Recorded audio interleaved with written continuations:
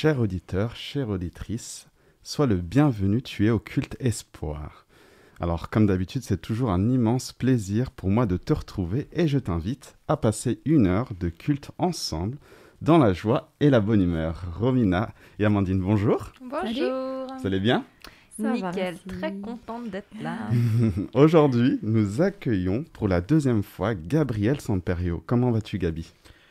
Toujours au taquet et heureux d'être avec vous. Donc c'est super, je suis aussi très heureux d'être avec toi aujourd'hui sur les ondes. La semaine dernière, tu nous avais parlé d'être en action sur le terrain. Aujourd'hui, de quoi vas-tu nous parler? On va toujours être en action, parce que c'est un peu un leitmotiv. Quelqu'un qui n'est pas en action, c'est mal barré pour lui. Donc on va être dans la dynamique d'être en marche. Pas une question de vitesse, mais une question en tout cas d'action, de marche d'un pas après l'autre. Donc voilà, c'est ce qu'on va évoquer aujourd'hui. Super, merci beaucoup. Alors moi qui aime bien marcher, j'ai hâte de t'entendre. En attendant, cher auditeur, je t'invite dans ma semaine. En effet, dans cette chronique Dieu dans ma semaine, nous aimerions te parler, Amandine et moi, d'une activité en lien avec le thème du jour, la marche. Merci, encore. Réactive. Alors, c'est plus à prouver, la marche procure des tas de bienfaits. Il n'y a qu'à faire quelques recherches sur Internet et nous trouvons des tas d'articles, d'études scientifiques, de témoignages qui démontrent tous les bienfaits de la marche. Les bienfaits au niveau circulatoire, locomoteur, la santé physique, la santé mentale. On peut le dire, la marche améliore l'état de santé général. C'est une activité que nous aimons faire en couple et je crois même qu'on peut dire que c'est notre activité favorite quand nous partons en vacances. Oui, plus que d'aller dans des musées, peut-être contre les stéréotypes des profs d'ailleurs, dans les lieux de monuments et d'attractions, nous on aime la marche qui nous permet de nous ressourcer. Il y a quelques années, j'ai proposé à Brian d'expérimenter une autre forme de prière dans notre couple. Je m'en souviens tout à fait. C'était en Irlande du Nord, à Belfast. Je me souviens comme si c'était hier. Nous étions en train de marcher non loin du centre où le Titanic a été conçu. Alors qu'on parlait de nos projets, Amandine me propose de prier en marchant. C'est marrant parce que moi, je ne me rappelais pas du tout que c'était là-bas qu'on a commencé. J'avais expérimenté quelque temps avant cela avec une amie qui m'avait proposé d'aller marcher et de prier à voix haute ensemble alors qu'on était en train de marcher sur la route. Et on avait prié pendant bien une demi-heure sur le chemin du retour, l'une et l'autre, comme un dialogue, les yeux ouverts. Et j'avais trouvé cela absolument incroyable.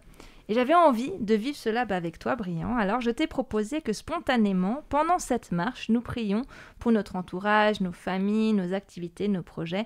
Et tout cela en continuant de marcher. Alors, pour moi qui ai un peu l'habitude d'être statique, quand je prie, être en mouvement dans ce moment, ce n'était pas vraiment évident pour moi. J'avais l'impression que tout le monde nous regardait. Mais en réalité, je pense que personne n'y faisait vraiment attention. Et lors de notre avancée, je ne faisais plus attention et j'étais serein dans notre conversation. C'est un peu comme les balades en forêt de Odersay. On a beaucoup parlé dans ces émissions d'aller prier en forêt, seul aussi, avec nous-mêmes, se retrouver avec Dieu. Mais cette fois-là, on le fait à deux. En plus d'être en mouvement pendant cette prière, ça insuffle une dynamique. Tout ton corps est volontairement en action. Et puis naturellement, on ajoute à ce temps de prière des temps de respiration, des temps de silence. Ils font partie de la prière.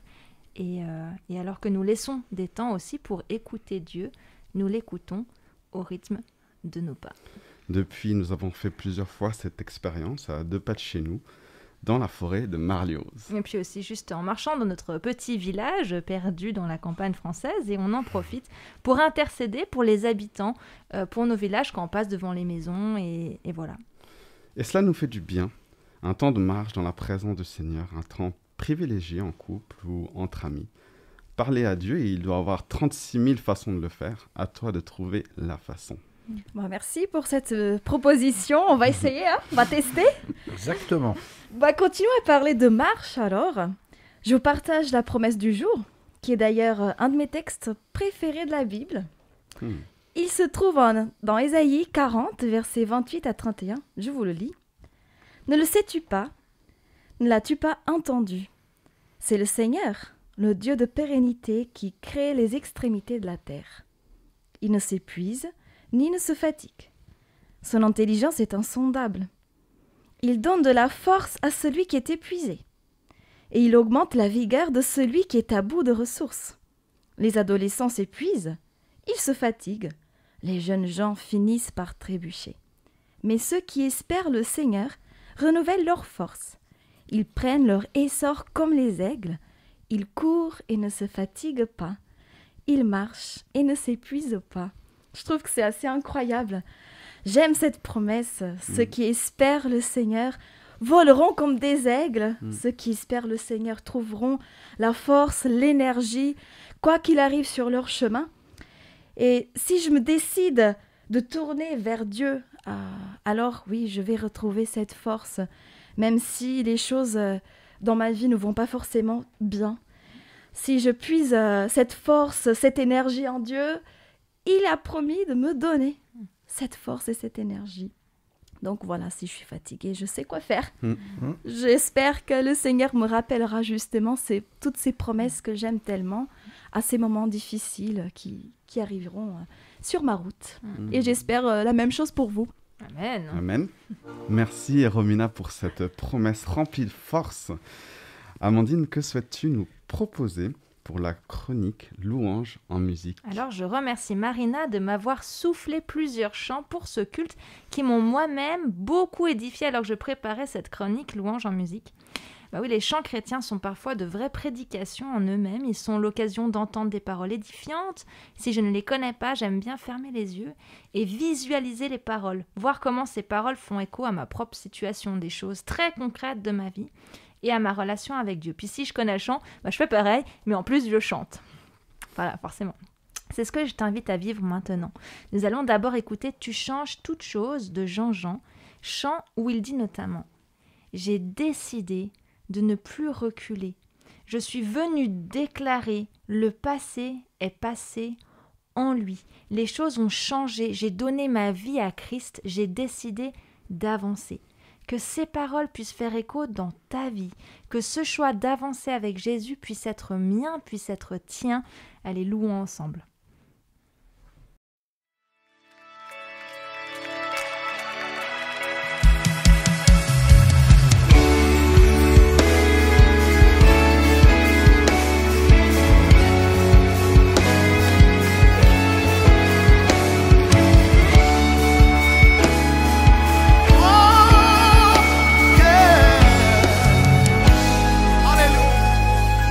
J'ai décidé de ne plus reculer. Je suis venu déclarer le passé est passé en lui. Les choses ont changé. J'ai donné ma vie à Christ. J'ai décidé d'avancer. Est-ce qu'il y en a qui font ce soir? Est-ce qu'il y en a qui font ça ce soir?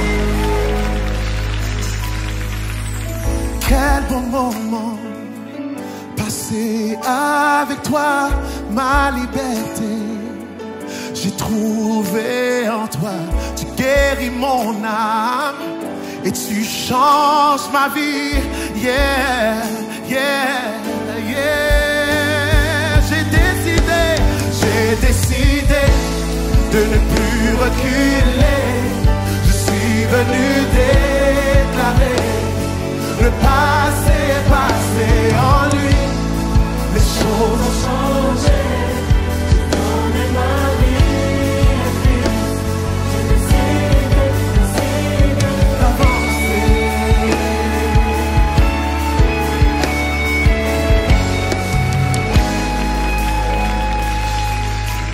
Hey. Ressuscité avec tout pouvoir en main. Seigneur, tu m'as donné une seconde chance. Alléluia, Alléluia. Come on, yeah, yeah, yeah, yeah, yeah. Oh, j'ai décidé de ne plus reculer. Je suis venu. Les choses anciennes sont passées ce soir. Voici toutes choses deviennent nouvelles dans ta vie. J'ai donné ma vie, hey, à Christ.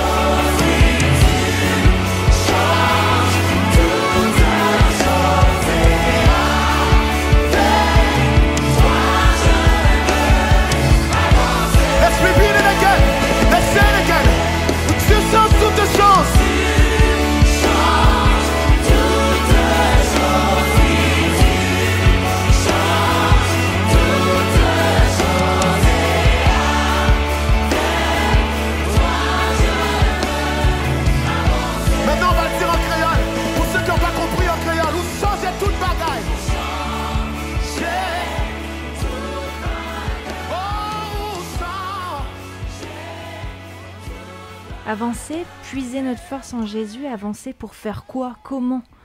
C'est ce à quoi nous allons réfléchir aujourd'hui. Peut-être une première piste avec ce chant de Gaël Dresser, Walk in Love. Je veux marcher comme tu as marché. Je veux aimer comme tu as aimé. Quand tu t'es donné pour moi, quand tu m'as aimé à la croix. Je marche dans l'amour. Oui, je veux marcher chaque jour dans ton amour.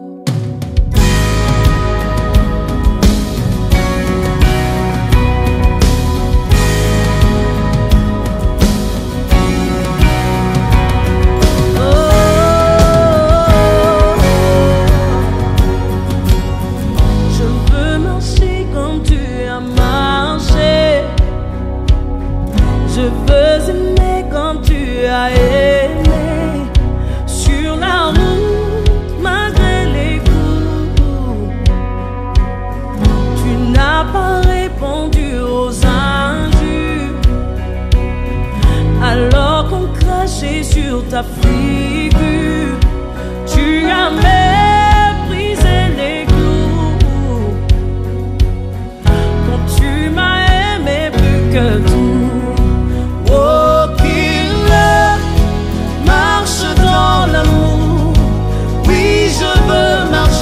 Chaque jour dans ton amour, car la miséricorde triomphe du jugement, triomphe même de la mort. Oui, l'amour triomphe encore.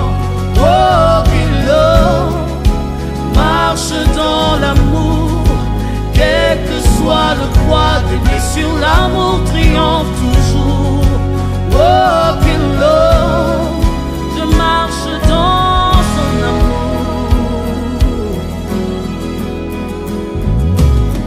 Je fais le vœu de ne plus juger. Je fais le choix de tout pardonner. Oh, je verrai sur ma bouche. Je veux marcher comme tu as marché. Je veux aimer comme tu as aimé, quand tu t'es donné pour moi, quand tu m'as aimé à la croix. Oh, qu'il marche dans l'amour. Oui, je veux marcher chaque jour dans ton amour, car la miséricorde triomphe du jugement, triomphe même de la mort. Oui, l'amour triomphe encore. Oh, qu'il marche dans l'amour, quel que soit le poids des blessures, l'amour triomphe toujours. Oh, qu'il je marche dans son amour. Oh, qu'il marche dans l'amour. Oui, je veux marcher chaque jour dans ton amour, car la miséricorde triomphe du jugement, triomphe de la mort. Oui, l'amour triomphe encore. Oh, qu'il marche dans l'amour, quel que soit le poids des blessures, l'amour triomphe toujours. Oh, qu'il je marche dans son amour.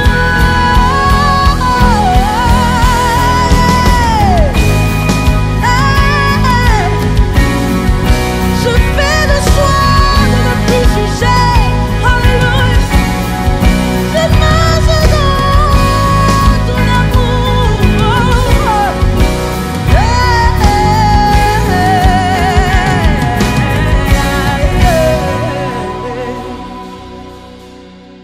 Nous avons l'habitude de partager avec toi, cher auditeur, un temps de témoignage dans la chronique Dieu agit. Romina, voudrais-tu nous partager quelque chose? Oui, alors j'aimerais vous partager le témoignage de Gaël Cozandet. Gaël Cozandet, c'est un pasteur en France, à Toulouse, mais aussi un musicien et compositeur. Il a déjà sorti 3 albums, Dieu au téléphone, Nos liens et son dernier, Les ombres chinoises. Alors dans ce dernier, Gaël a composé une chanson qui s'appelle « Mène-moi ». Cette chanson m'a vraiment interpellée. Elle parle de marcher avec Dieu même dans ces moments terribles de la vie. Et on voit vraiment que derrière cette chanson, il y a une histoire. Donc Gaël a vraiment gentiment accepté de la partager avec nous. Je vous laisse écouter son témoignage. Mène-moi vers ce lieu que je ne veux pas voir, ce pays de blessures, de ruines et brisures. Mène-moi.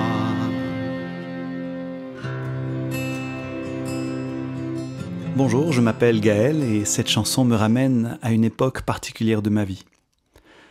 J'ai grandi dans une famille chrétienne, adventiste, mon père était pasteur. Donc voilà, j'ai baigné dans une atmosphère où Dieu faisait partie du quotidien. J'ai reçu ma première Bible à 7 ans, je me suis fait baptiser à 14. Dieu était cet ami à qui je pouvais tout dire. Alors j'ai été un enfant sage, puis un adolescent timide et un peu mal dans sa peau, comme il se doit. Mais j'ai toujours été engagé dans l'église, les camps, l'animation. Et puis, à l'âge de 20 ans, je suis parti en Australie pour mes études. Et là, j'ai rencontré un archéologue français qui a méthodiquement entrepris de remettre ma foi en question. Alors je me défendais comme je pouvais, mais ses arguments revenaient battre contre ma foi comme une armée contre le pont-levis d'un château assiégé. En revenant d'Australie, j'étais face à une décision. Soit Dieu existait, mais alors il fallait répondre à un certain nombre de questions, soit Dieu n'existait pas, et alors il fallait que je repense toute ma vie autrement. Et c'est pour ça que je suis allé étudier la théologie. Il fallait que je vérifie par moi-même la foi que j'avais reçue de ma famille. Alors ça ne m'a pas toujours donné des réponses, mais parfois j'y ai reçu des meilleures questions. Petit à petit, les choses se sont clarifiées, j'ai trouvé une forme de stabilité et de quiétude dans ma foi. Mais c'est au milieu de cette recherche que j'ai été frappé par une épreuve inattendue. Autant je progressais intellectuellement, autant je m'enfonçais émotionnellement. À l'extérieur, j'essayais de faire bonne figure, mais à l'intérieur, j'étais de plus en plus mal dans ma peau. J'arrivais pas à gérer les relations, j'étais écrasé par des pensées de culpabilité, de dévalorisation, je me sentais nul, mauvais. J'étais tellement mal que des pensées de mort ont commencé à s'imposer. Et tous les soirs, je commençais à être tenté de mettre fin à mes jours. Un jour, j'en ai parlé à un ami et il m'a dit que ce que je lui décrivais, ça ressemblait beaucoup à une dépression et que j'avais besoin d'une aide professionnelle. Aujourd'hui, je pense que cet ami m'a sauvé la vie. Il m'a fallu 1 an avant d'oser appeler un psychologue pour prendre rendez-vous. 1 an pour comprendre qu'on peut être chrétien et être déprimé, et pour accepter que la réponse à mes prières pouvait aussi passer par un humain. 1 an pour faire face à mes peurs les plus profondes. Parce qu'en fait, c'était ça le problème. Commencer un accompagnement, ça signifiait que j'allais fouiller dans ma vie, déterrer des choses que je croyais avoir réussi à enfouir, peut-être même découvrir qu'au fond de moi, j'étais un monstre. Et c'est dans ce processus que j'ai écrit cette chanson. Mène-moi vers ce lieu que je ne veux pas voir. Je devais affronter cet intérieur peuplé de créatures terrifiantes, mais ce qui m'a permis de le faire, c'était l'idée que je ne marchais pas tout seul dans cette vallée de l'ombre de la mort. Dieu était là, avec moi, tout le long, ainsi que des personnes qu'il envoyait. Alors ça a été cet ami, et le psychologue, et tant d'autres qui ont été les oreilles et les mains de Dieu pour accueillir mes confidences. C'est ma chanson la plus intime, et j'ai beaucoup hésité à l'enregistrer et à la partager. Mais je me suis dit qu'elle pourrait peut-être rejoindre ceux qui passent par cette vallée de l'ombre. Et donc aujourd'hui, j'aimerais vous encourager. Si c'est là que vous êtes, sachez que ça ne durera pas toujours. N'hésitez pas à demander de l'aide, car ça peut être par là que Dieu vous mènera vers la lumière. Mène-moi vers ce lieu que je ne veux pas voir. Mène-moi, j'ai si peur, mais il me faut savoir. Ce pays de blessures, de ruines et brisures, mène-moi.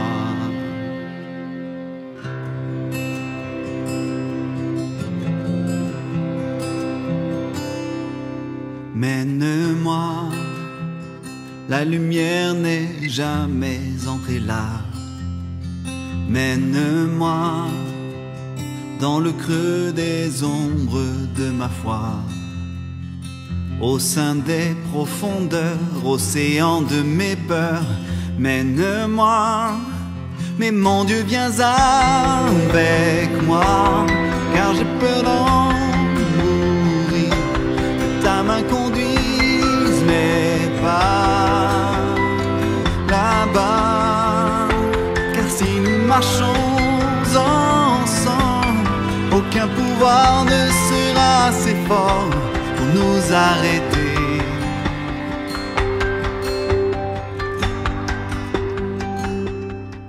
Mène-moi, pendant longtemps j'ai tenté de fuir ce monstre que j'ai peur de découvrir. Mène-moi, que je vois que ces poids que j'ai portés pendant toutes ces années n'étaient pas les miens, pas les miens. Mon Dieu, viens avec moi, car j'ai peur d'en mourir. Que ta main conduise mes pas là-bas, car si nous marchons ensemble, aucun pouvoir ne sera assez fort pour nous arrêter. Oh mon Dieu, viens avec moi, car j'ai peur d'en mourir. Que ta main conduise mes pas là-bas, car si nous marchons ensemble, aucun pouvoir ne sera assez fort pour m'empêcher de me rencontrer.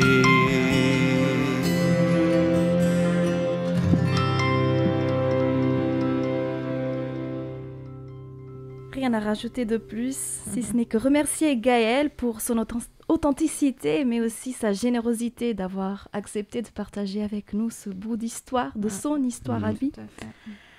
Je me tourne maintenant vers Gabi, qui est là aussi pour partager quelque chose avec nous. Oui, je crois. Oui. Alors moi, j'aimerais remonter un peu le temps et retourner au tout début du XXe siècle, puisqu'on est en 1901. Et dans une famille, dans un couple, eh bien c'est la fête, c'est la joie, parce qu'au bout de 9 mois, arrive un petit garçon. Et il y a eu discussion et tout, et il décide de l'appeler Alberto. Alors, influence italienne, mais on est dans le Tessin. Mais voilà, donc c'est une famille suisse, et le petit Alberto est là, et Alberto va faire sa scolarité et tout, et très tôt il va se sentir interpellé par tout ce qui est artistique. Et cet Alberto va devenir un peintre, un sculpteur, parmi maintenant les plus connus, puisqu'il s'agit d'Alberto Giacometti. Alors, voilà, moi j'aime beaucoup la peinture. Je dois reconnaître que la sculpture, ça me parle nettement moins. Nettement moins. Mais quand même, il y en a une qui m'a scotché. C'est l'œuvre la plus connue d'Alberto Giacometti, à savoir L'homme qui marche.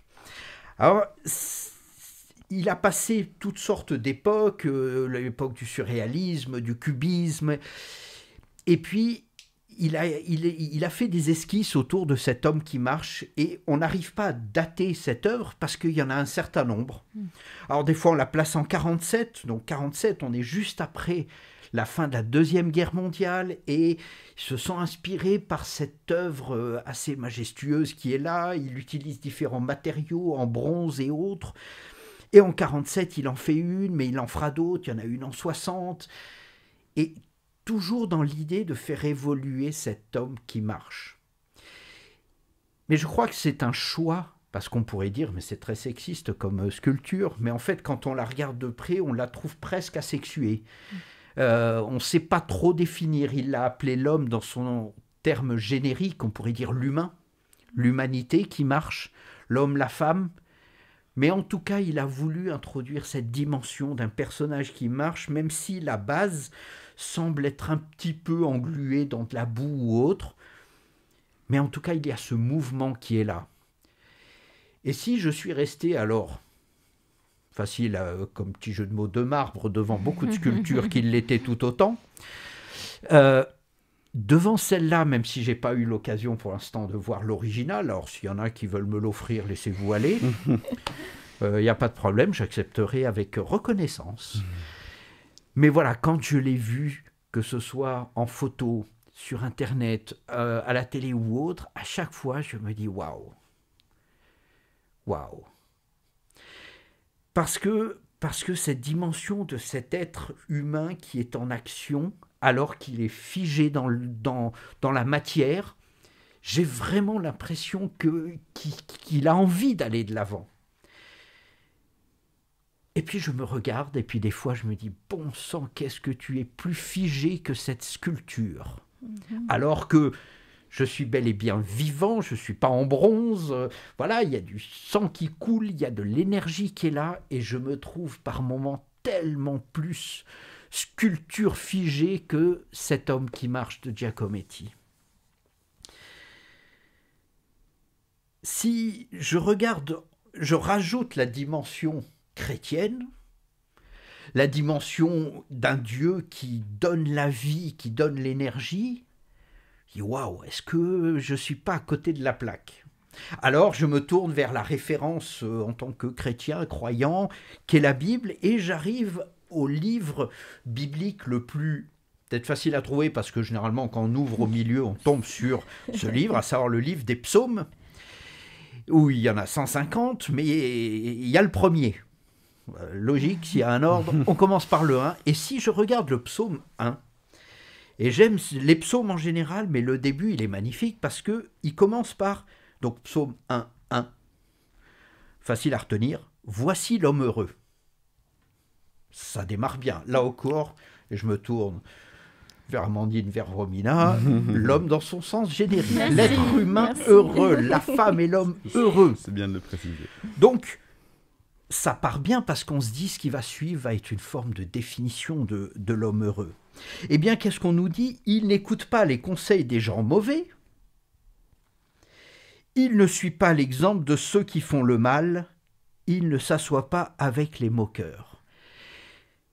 Moi, ce que je ressens là, c'est l'homme heureux est celui qui n'est pas justement dans une dimension statique. Parce que écouter, souvent on écoute, on est statique et on n'est pas acteur là, on écoute. Et selon qui on écoute, ça peut aller dans le mauvais sens. Qui ne suit pas l'exemple de ceux qui font le mal. Donc là, il peut y avoir une dimension plus concrète, mais pour du négatif. Et le troisième des points, qui ne s'assoit pas avec les moqueurs. C'est-à-dire que là, je suis dans une phase où je ne suis pas à marcher dans la mauvaise direction, je ne suis pas en train de m'arrêter pour écouter de mauvaises influences, et pire encore, je ne m'installe pas dans ce négatif, dans ce mauvais, et j'y trouve même une forme de plaisir, parce que quand on se moque, souvent il y a des rires, des sourires qui vont avec, c'est-à-dire qu'on y trouve une forme de plaisir. Donc l'homme heureux est celui qui est, pour moi, dans une forme d'action, voilà, il va de l'avant et il ne prend pas plaisir dans ce qui est négatif. Marcher selon les conseils de la Bible, selon les conseils de Dieu. Et je me dis, mais qu'est-ce qui fait que des fois je sois aussi statique, aussi figé, et plus figé qu'une sculpture, qu'une statue, que cet homme qui marche, et que moi je suis l'homme qui ne marche pas, qui ne bouge pas. Ben, je pense que je ne me réfère pas assez dans ma vie à ce que celui qui a créé toute chose, qui a inventé la vie, qui la connaît le mieux, le sculpteur de nos êtres, de nos vies, de nos âmes, de nos cœurs, de nos sentiments, peut nous dire, et je reste, voilà, sans ces conseils-là, ou peut-être d'autres conseils qui vont dans un sens très différent.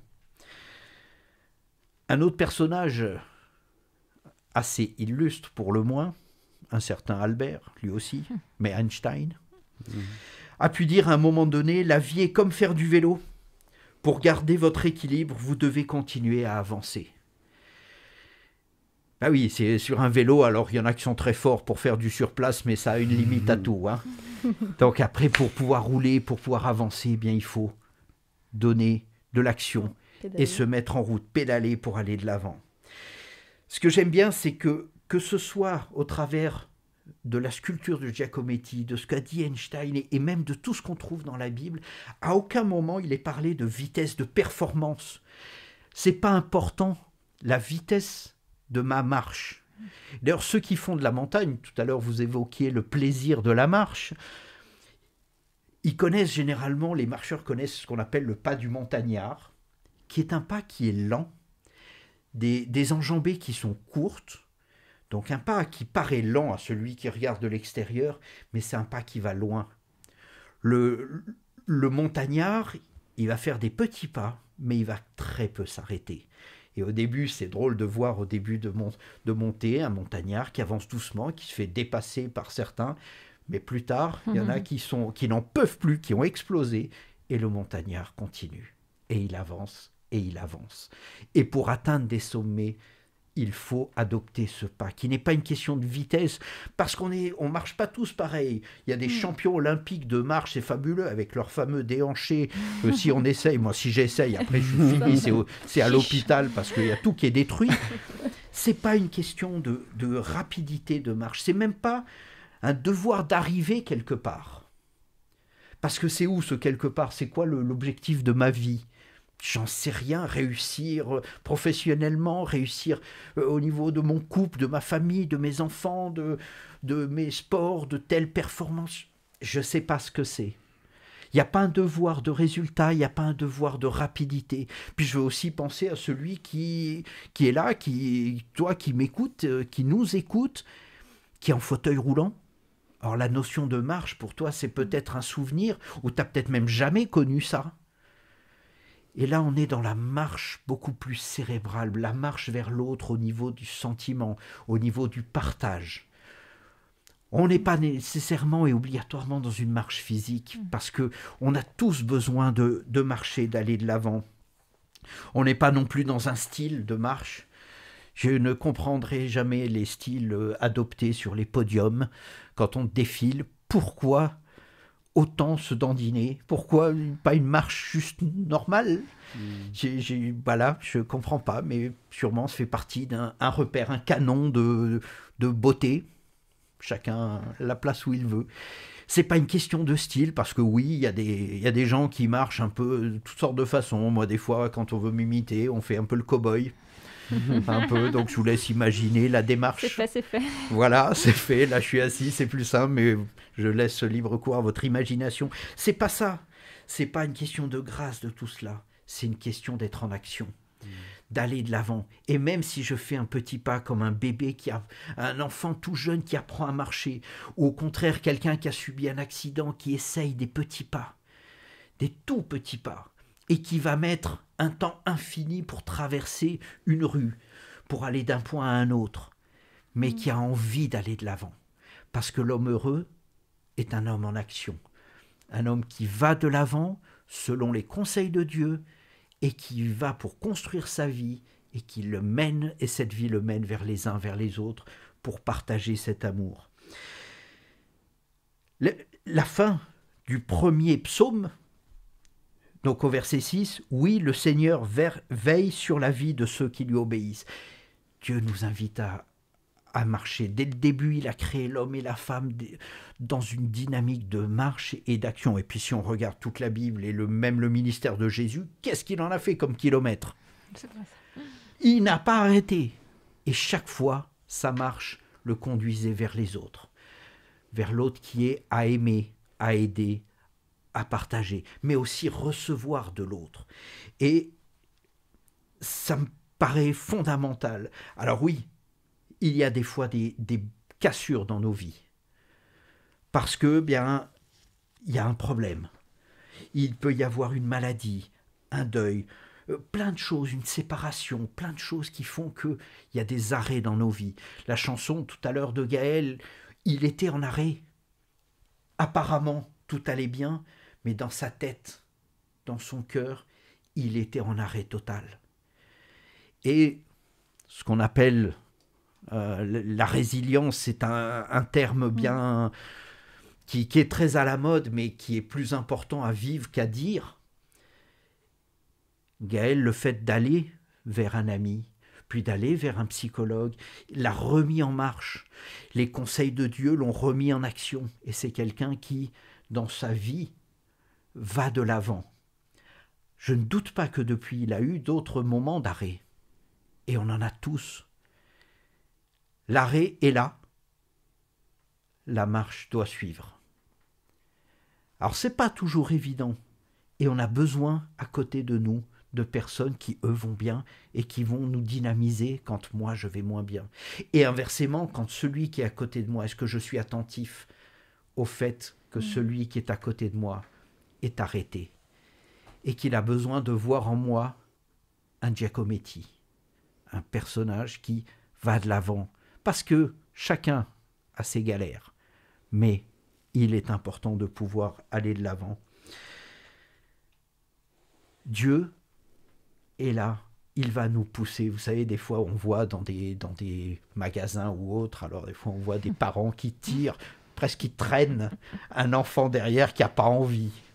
Des fois, c'est en montagne, où on voit quelqu'un que l'on pousse parce qu'il est fatigué. Cette notion un peu d'entraide, je l'ai vécu un certain nombre de fois où on marche avec un sac à dos, tout d'un coup, on sent qu'il y a quelque chose de différent. Oui, il y a quelqu'un qui a attrapé une sangle du sac. Et concrètement, oui, c'est plus dur. Mais je me dis, ok, c'est plus dur pour moi, mais si elle a fait ça, c'est que peut-être ça va encore plus mal. Alors on va ralentir le rythme, mais on va avancer et on va arriver à ce sommet ensemble. Donc je t'invite, toi qui écoutes, à revoir. C'est facile de taper sur ton ordi Giacometti, et c'est ce qui va apparaître en premier, l'homme qui marche, l'humain qui marche, toi qui marches, et de te dire où est-ce que tu es dans ta vie. Est-ce que tu es un être humain sculpture statique, ou est-ce que tu es une sculpture façonnée par Dieu, où il a mis un potentiel fabuleux de vie dedans? Moi, j'ai envie d'être cela, parce que c'est le plus grand des sculpteurs de ce monde et de l'histoire de l'humanité. Et j'ai envie d'être cette forme de sculpture vivante, mais pleinement vivante, pour aller de l'avant dans ma vie, pour aller de l'avant vers ce studio, vers chacun d'entre vous, d'être dans une dynamique non pas égoïste, mais voilà, j'imagine plein de Giacometti un peu partout, et puis voilà, qui ont un potentiel vie que Dieu donne, et qui nous invite à le vivre vraiment, et ainsi de pouvoir répondre, voici ce qu'est un homme heureux. Alors, soyons positifs, soyons Heureux. Juste normaux, c'est-à-dire envie d'être heureux. Eh bien, marchons. Et si vous voulez, psaume 1:1, l'homme heureux et l'homme en marche, l'être humain, comme ça j'englobe tout le monde. C'est celui qui est en avant. Belle marche à chacun, belle marche à chacune.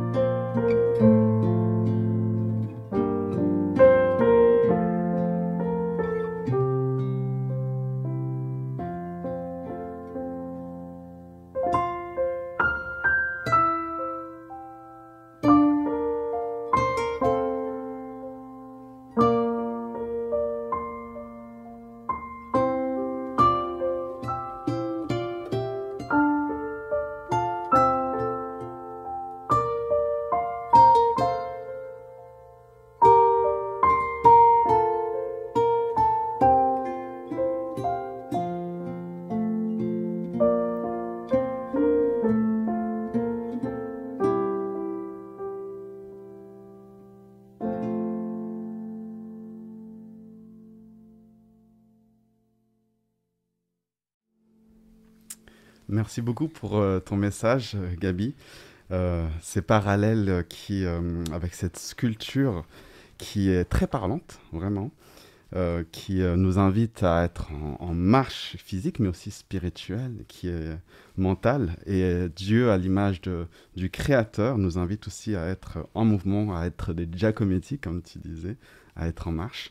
On a l'habitude ici, parfois, de réagir un petit peu à ce qui nous a marqué dans les messages des intervenants. Et du coup, les filles, qu'est-ce qui vous a interpellé, qu'est-ce qui vous ont interpellé pendant ce message et qu'est-ce qui vous a marqué? À vous de parler. À un moment, tu as cité, Gabi, la suite du psaume 1 où tu parles de ces lieux ou de ces espaces, de cette dynamique qui tout d'un coup nous immobilise. En fait, on rentre dans du négatif, ou on s'embourbe, en fait, et du coup, on n'est plus en marche. Et des fois, ça m'a vraiment interpellée. Je me suis dit, tiens, est-ce que je prends le temps aussi des fois de déceler qu'est-ce qui, dans ma vie, m'embourbe, en fait. Ça peut être des dynamiques de relations qui sont, en fait, vraiment pas bonnes, dans lesquelles, en fait, je suis plus en marche. Oui, il y a plein de choses, en fait, dans ma vie qui peuvent m'embourber. Du coup, ça m'a vraiment encouragée à me dire, tiens, c'est important peut-être des fois de prendre des temps pour se dire, bon, où est-ce que j'en suis? Et puis, si je suis dans cet espace-là, Seigneur, voilà où je suis. Pas que je veux pas en avoir honte, puis du coup m'en cacher, au contraire, je veux les déposer au pied d'eux, puis voilà, Seigneur, comment je fais maintenant pour sortir de cette dynamique dans laquelle je suis? Gaëlle, ça a été, voilà, de aussi se dire, je vais chercher de l'aide, puis je vais oser, en fait, m'ouvrir et en parler. Et puis, voilà, c'est ça quelque chose qui m'a interpellée. Pour te rejoindre, en fait, tu parlais de marche, de ne pas rester statique, mais à un moment donné, tu as parlé justement de cette marche cérébrale. J'ai bien aimé le terme marche cérébrale, parce que je me dis, quand on s'arrête pour réfléchir, ce n'est pas être statique. Pas du tout. Et parfois, c'est pas non plus être toujours dans l'action pure, de se dire, voilà, on y va, et qu'on ne prend pas le temps de s'arrêter pour réfléchir. Donc, être statique, être dans cette marche cérébrale, ce n'est pas être statique, c'est justement parfois s'arrêter pour écouter, pour réfléchir. En fait. Et c'est peut-être ce qui nous permettra de mieux avancer. Complètement. Et puis ça me fait penser que du coup, en fait, on est parfois aussi des fois dans le trop d'action, dans la marche, mais frénétique presque, justement pour pas penser et en fait à s'épuiser. Tu parlais de ça à un moment donné, ceux qui s'épuisent finalement, qui vont pas jusqu'au bout du sommet qu'ils veulent atteindre. Et je me dis, il y a ça aussi, cette marche, mais qui est saine et qui est à notre rythme et qui nous permet en fait de vraiment avancer, pas juste de s'épuiser. Mais des fois, il y a des personnes, on se dit vraiment... on ne sait pas où... Elles ne savent pas où elles vont, mais elles y vont. Donc je suis dans l'activisme effréné. Oui, des fois on a besoin de se poser, ce qui ne veut pas effectivement être statique, parce que nos cœurs, nos sentiments et tout ça avance, même si le corps a besoin aussi de repos. Ça, ouais. Ça aide à trouver du sens. Et toi, Brian? Et moi, à un moment donné, tu as parlé des personnes vivant avec un handicap, et moi je travaillais dans une structure qui héberge des personnes qui vivent avec un handicap. Et c'est vrai que la notion du temps est très importante. Tu parlais quand on marche, la durée, c'est vraiment l'idée de continuer à être en marche. Et je vois, j'étais avec un résident la dernière fois qui est en fauteuil roulant et qui me dit... je vais marcher un bout. Et, et c'est vrai que moi, j'entends ça, je me dis, d'accord, ok. Et en fait, en passant du temps avec ces personnes-là, on voit que chaque étape est une victoire et peu importe le temps, ils continuent à être en marche. Et voilà, je trouve ça magnifique. Et par rapport à ce que tu disais, l'idée d'être en marche constamment, voilà, je trouve ça magnifique. Ça fait écho. Voilà, et puis vous, chers auditeurs, est-ce que ça vous parle? Qu'est-ce qui vous a marqué?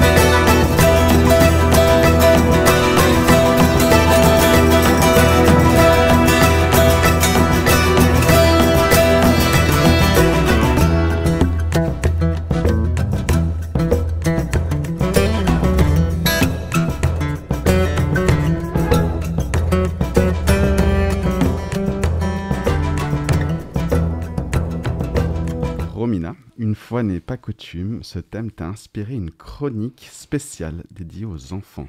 Tout à fait. Explique-nous. J'espère qu'ils nous écoutent d'ailleurs, parce qu'aujourd'hui j'ai une chanson qui a été vraiment spécialement pensée pour les enfants. Donc si tu es chez toi, alors fais un peu de place, ça va bouger. Si tu es dans la voiture, n'hésite pas à bouger tes bras, chanter, bref, Sauf si t'es le lâche-toi. conducteur. Non, non.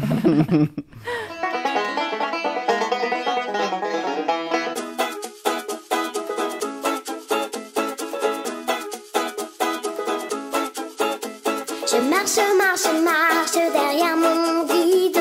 Je cours, je cours, je cours sûr de son amour. Je marche, marche, marche derrière mon guide. Je cours, je cours, je cours dans son plan d'amour. Je marche, marche, marche derrière mon guide. Je cours, je cours, je cours sûr de son amour. Je marche, marche, marche derrière mon guide. Je cours, je cours, je cours dans son plan d'amour. Pas trop grand, pas trop large, pas trop rikiki. Un plan juste à ma taille. Pas trop grand, pas trop large, pas trop rikiki. Un plan juste à ma taille pour moi.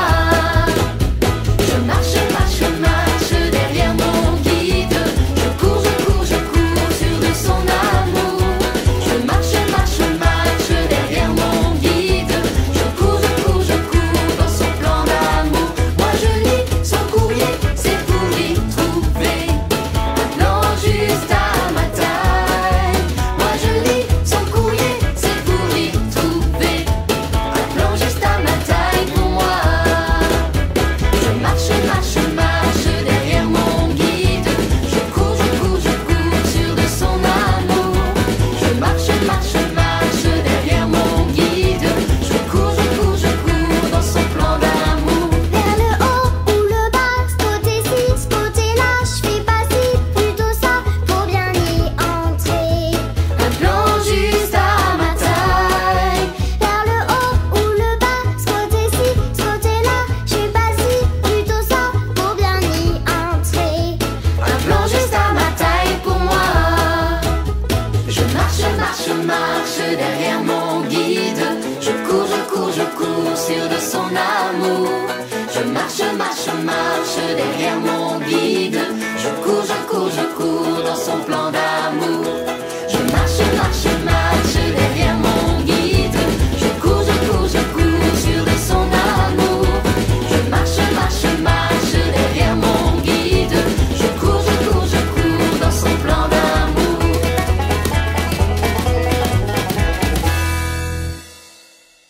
Et oui, les enfants, c'est parce que nous sommes sûrs que Dieu nous aime qu'on peut le suivre sans avoir peur. Quand quelqu'un qui est très fort, qui est très gentil veut notre bien, ça nous rassure, on se sent en sécurité.